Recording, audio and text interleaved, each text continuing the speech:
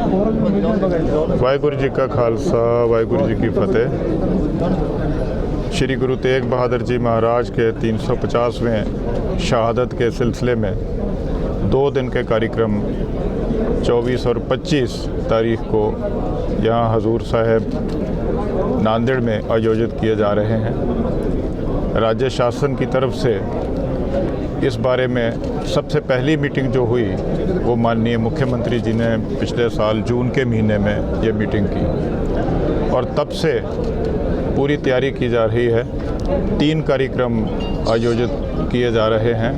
इसमें एक नागपुर का कार्यक्रम हो चुका है, ये दूसरा कार्यक्रम है और इसके बाद मुंबई में तीसरा कार्यक्रम होगा।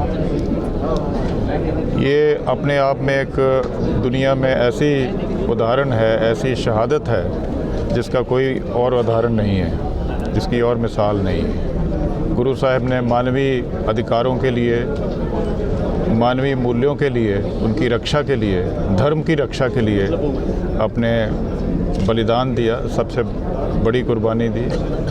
इसके साथ ही उनके जो 3 साथी थे, भाई मतीदास जी, भाई सतीदास जी एंड भाई दयाला जी, वो भी शहीद हुए।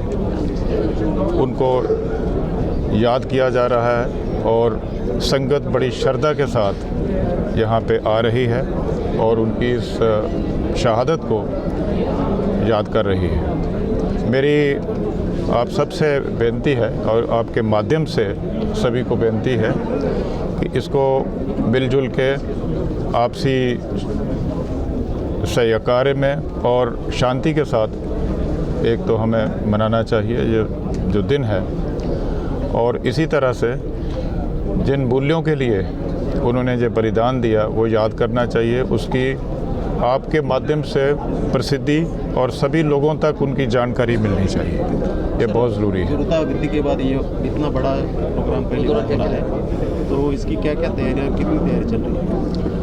हम गुरुद्वारा साहब की तरफ से संगत के लिए रहने की व्यवस्था, उनके लिए भोजन की, लंगर की व्यवस्था कर रहे हैं। और आपको जैसे मालूम है कि हमारे साथ गुरुद्वारा साहब में कमरे हैं, इसी तरह से लंगर साहब में भी रहने की व्यवस्था जो है वो अवेलेबल है।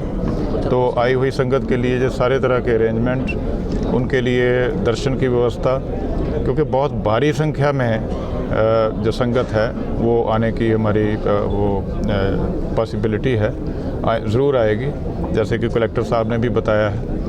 तो उनके रहने के लिए, उनके भोजन के लिए, निवास के लिए, दर्शन के लिए पूरे प्रबंध हम कर रहे हैं। और जितनी भी संगत आएगी, मुझे पूरी मेरा यकीन है और मुझे पूरा विश्वास है कि हम मिलजुल के उन सब के लिए पूरी व्यवस्था करेंगे।